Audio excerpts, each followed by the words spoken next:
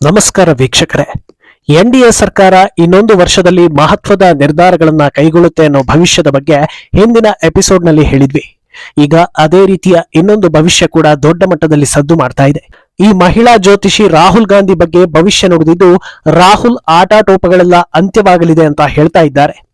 ಅದಕ್ಕೆ ಸರಿಯಾದ ಸಮಯವನ್ನ ಕೂಡ ತಿಳಿಸ್ತಾ ಇದ್ದಾರೆ. ಈ ಹಿಂದೆ ಯಾರು ಊಹಿಸದ ರೀತಿಯಲ್ಲಿ ಅವರು ಮಾಡಿದ್ದ ಪ್ರಿಡಿಕ್ಷನ್ಗಳೆಲ್ಲ ಈಗ ನಿಜವಾಗ್ತಾ ಇರೋದ್ರಿಂದ ಅವರ ಬಗ್ಗೆ ಜನರಿಗೆ ಆಸಕ್ತಿ ಹೆಚ್ಚಾಗ್ತಾ ಇದೆ.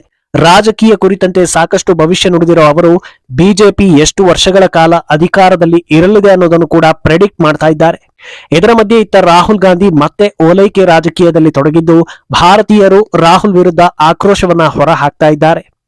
ಇದೆಲ್ಲವನ್ನ ಒನ್ ಬೈ ಒನ್ ವಿವರಿಸ್ತಾ ಹೋಗ್ತೀವಿ. ಈ ವಿಡಿಯೋವನ್ನ ತಪ್ಪದೆ ಕೊನೆ ತನಕ ನೋಡಿ. ಅದಕ್ಕೂ ಮುನ್ನ ಮೀಡಿಯಾ ಮಾನ್ಸ್ಟರ್ ಚಾನೆಲ್ ಅನ್ನ ತಪ್ಪದೆ ಸಬ್ಸ್ಕ್ರೈಬ್ ಮಾಡಿ. ಎಸ್, ನಮ್ಮ ದೇಶದಲ್ಲಿ ಭವಿಷ್ಯ ಹೇಳೋರಿಗೇನು ಕಮ್ಮಿ ಇಲ್ಲ, ಊರಿಗೊಬ್ಬರಾದ್ರೂ ಇದ್ದೇ ಇರ್ತಾರೆ. ಆದ್ರೆ ಯಾವಾಗ ಒಬ್ಬ ಜ್ಯೋತಿಷಿ ಹೇಳೋದು ಪದೇ ಪದೇ ನಿಜವಾಗ್ತಾ ಹೋಗುತ್ತೋ ಆಗ ಸ್ವಲ್ಪ ಜನ ಅವರ ಕಡೆ ಗಮನ ಹರಿಸ್ತಾರೆ. ಈಗ ಆ ಸಾಲಿಗೆ ಸೇರ್ತಾ ಇರೋದು ಶರ್ಮಿಷ್ಠಾ ಅನ್ನೋ ಮಹಿಳಾ ಜ್ಯೋತಿಷ್ ಶಾಸ್ತ್ರಜ್ಞೆ. ಎಕ್ಸ್ ನಲ್ಲಿ ಆಸ್ಟ್ರೋ ಶರ್ಮಿಷ್ಠಾ ಅನ್ನೋ ಹೆಸರಲ್ಲಿ ಖಾತೆ ಹೊಂದಿರೋ ಇವರು ರಾಜಕೀಯದ ವಿಚಾರಗಳ ಬಗ್ಗೆ ಹೆಚ್ಚಾಗಿ ಪೋಸ್ಟ್ ಮಾಡ್ತಾರೆ.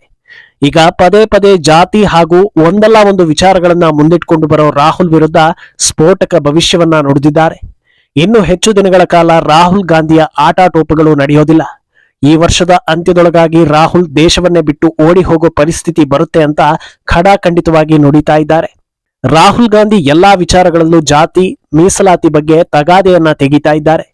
ಸೌಂದರ್ಯ ಸ್ಪರ್ಧೆಯಲ್ಲೂ ಮೀಸಲಾತಿ ಹುಡುಕುವ ಮಟ್ಟಕ್ಕೆ ಇಳಿದಿದ್ದಾರೆ. ಇದೆಲ್ಲ ಹೆಚ್ಚು ದಿನಗಳ ಕಾಲ ನಡೆಯೋದಿಲ್ಲ. ಅವರ ರಾಜಕೀಯ ಜೀವನ ಹಾಗೂ ಖಾಸಗಿ ಜೀವನದಲ್ಲಿ ದೊಡ್ಡ ಭೂಕಂಪನವೇ ಆಗಿ ಹೋಗಲಿದೆ. ಈ ವರ್ಷದ ಅಂತ್ಯದಲ್ಲಿ ಅಂದ್ರೆ ನವೆಂಬರ್ ಹಾಗೂ ಡಿಸೆಂಬರ್ ಹೊತ್ತಲ್ಲಿ ರಾಹುಲ್ ದೇಶವನ್ನೇ ಬಿಟ್ಟು ಹಾರೋ ಪರಿಸ್ಥಿತಿ ಬರಲಿದೆ ಅಂತ ಹೇಳಿದ್ದಾರೆ. ಇದಕ್ಕಿಂತ ಮುಖ್ಯವಾಗಿ 2025 ಮಾರ್ಚ್ ನಲ್ಲಿ ರಾಹುಲ್ ಗಾಂಧಿಗೆ ಅತಿದೊಡ್ಡ ಆಘಾತ ಆಗಲಿದೆ. ದೇಶದ ಪಿಎಂ ಆಗ್ಬೇಕು ಹಾಗೆ ಹೀಗೆ ಅಂತ ಏನೆಲ್ಲ ಕನಸು ಕಾಣ್ತಾ ಇದ್ರೋ ಅದೆಲ್ಲದಕ್ಕೂ ಫುಲ್ ಸ್ಟಾಪ್ ಬೀಳೋದು ಗ್ಯಾರಂಟಿ ಅಂತ ಶರ್ಮಿಷ್ಠಾ ಹೇಳ್ತಾ ಇದ್ದಾರೆ. ಇದಿಷ್ಟೇ ಅಲ್ಲದೆ ಪಿಎಂ ಆಗೋ ಕನಸನ್ನ ಯಾರು ಬೇಕಾದ್ರೂ ಕಾಣಬಹುದು, ಕನಸು ಕಾಣೋದ್ರಿಂದ ಯಾರಿಗೂ ಸಮಸ್ಯೆ ಇಲ್ಲ ಅಂತ ಹೇಳಿ ರಾಹುಲ್ ರನ್ನ ಟೀಕಿಸೋ ಕೆಲಸ ಮಾಡಿದ್ದಾರೆ. ಆಗಸ್ಟ್ 28 ಸಂಜೆ ಈ ರೀತಿಯ ಪೋಸ್ಟ್ ಅನ್ನ ಅವರು ಹಾಕಿದ್ದು ಸಿಕ್ಕಾಪಟ್ಟೆ ವೈರಲ್ ಆಗ್ತಾ ಇದೆ. ನಾನಾ ರೀತಿಯ ಚರ್ಚೆಗಳಿಗೆ ದಾರಿ ಮಾಡಿಕೊಡ್ತಾ ಇದೆ. ಅಂದಾಗೆ ಈಗ ಎಲ್ಲರ ನಿರೀಕ್ಷೆ ಇರೋದು ರಾಹುಲ್ ಅಧಪತನ ಯಾವ ಕಾರಣಕ್ಕೆ ಆಗ್ಬೋದು ಅಂತ.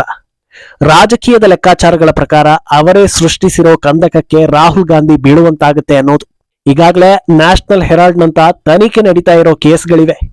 ಇದರ ಮಧ್ಯೆ ರಾಹುಲ್ ಮೋದಿ ವಿರುದ್ಧ ರಾಜಕಾರಣ ಮಾಡೋದಕ್ಕೆ ಹೋಗಿ ಭಾರತದ ವಿರುದ್ಧವೇ ತಿರುಗಿ ನಿಂತಿದ್ದಾರೆ. ಹಿಂದೂಗಳನ್ನ ವಿಭಜಿಸೋ ಯತ್ನ, ಮಾತೆತ್ತಿದರೆ ಜಾತಿ, ಭಾರತದಲ್ಲಿ ಪ್ರೊಟೆಸ್ಟ್ ಗಳನ್ನ ನಡೆಸೋದಕ್ಕೆ ವಿದೇಶದಿಂದ ಸಹಾಯ ಪಡೆಯೋದು, ಆಂಟಿ ಇಂಡಿಯನ್ ಅಂತ ಗುರುತಿಸಿಕೊಂಡಿರೋ ವ್ಯಕ್ತಿಗಳನ್ನ ಪದೇ ಪದೇ ಮೀಟ್ ಆಗೋದು, ಇದೆಲ್ಲವನ್ನ ಕೂಡ ಜನರು ನೋಡ್ತಾನೆ ಇದ್ದಾರೆ. ಎಲ್ಲರ ಅಚ್ಚರಿಗೆ ಕಾರಣ ಆಗ್ತಾ ಇರೋದು ಇದೆಲ್ಲ ನೋಡಿಕೊಂಡು ಕೇಂದ್ರ ಸರ್ಕಾರ ಯಾಕೆ ಸುಮ್ಮನಿದೆ ಅಂತ. ಆದ್ರೆ ಕೆಲವರ ಪ್ರಕಾರ ರಾಹುಲ್ ಎಷ್ಟು ಮೆರೀತಾರೋ ಮೆರೀಲಿ, ಸಮಯ ನೋಡಿಕೊಂಡು ಕಾನೂನಾತ್ಮಕವಾಗಿ ಸರಿಯಾದ ಹೊಡೆತ ಕೊಡೋದಕ್ಕೆ ಪ್ಲಾನ್ ಆಗಿದೆ ಅನ್ನೋ ಚರ್ಚೆಯೂ ಕೂಡ ಆಗ್ತಾ ಇದೆ. ಅಂದ್ಹಾಗೆ ರಾಹುಲ್ ಪದೇ ಪದೇ ಜಾತಿ ವಿಚಾರಗಳನ್ನ ತೆಗೀತಾ ಇರೋದರ ಬಗ್ಗೆ ಮಾಧ್ಯಮಗಳಲ್ಲೂ ದೊಡ್ಡ ಮಟ್ಟದ ಚರ್ಚೆ ಆಗ್ತಾ ಇದೆ. ರಾಹುಲ್ ಓಲೈಕೆ ಮಿತಿ ಮೀರಿದೆ ಅಂತ ಸಾಕಷ್ಟು ಅಭಿಪ್ರಾಯಗಳು ಬರ್ತಾ ಇವೆ.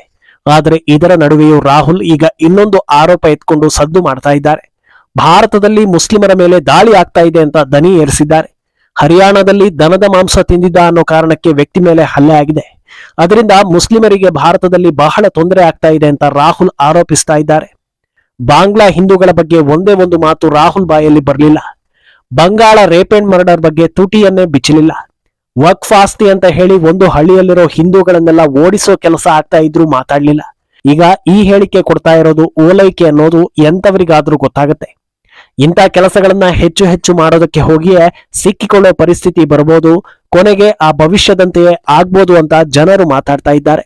ಅಂದ್ಹಾಗೆ ಶರ್ಮಿಷ್ಠಾ ಅವರ ಹಿಂದಿನ ಭವಿಷ್ಯಗಳು ನಿಜವಾಗಿದ್ವು ಅನ್ನೋದನ್ನ ಆಗ್ಲೇ ಹೇಳಿದ್ವಿ.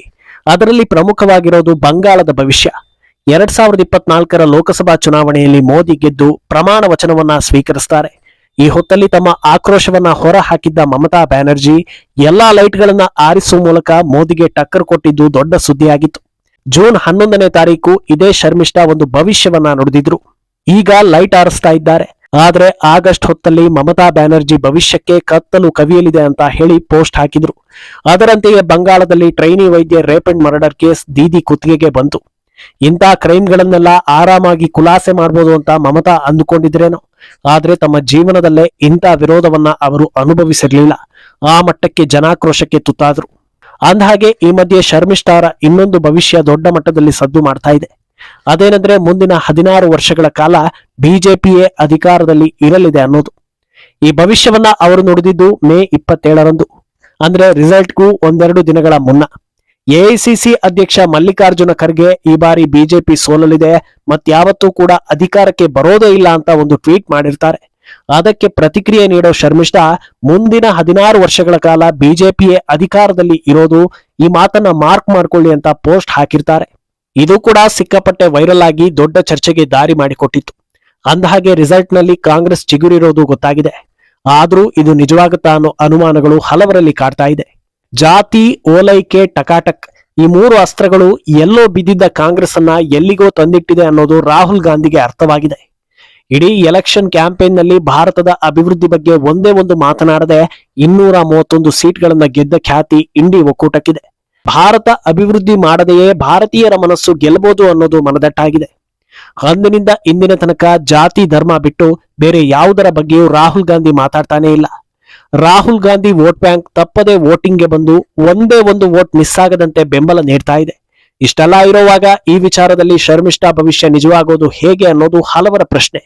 ಆದ್ರೆ ಇಷ್ಟೆಲ್ಲ ಹೊಡೆತ ತಿಂದ ಮೇಲೂ ಇದಕ್ಕೆ ಪರಿಹಾರ ಏನು ಅನ್ನೋದನ್ನ ಮೋದಿ ಅಂಡ್ ಟೀಮ್ ಖಂಡಿತ ಹುಡುಕಿಕೊಂಡಿರುತ್ತೆ.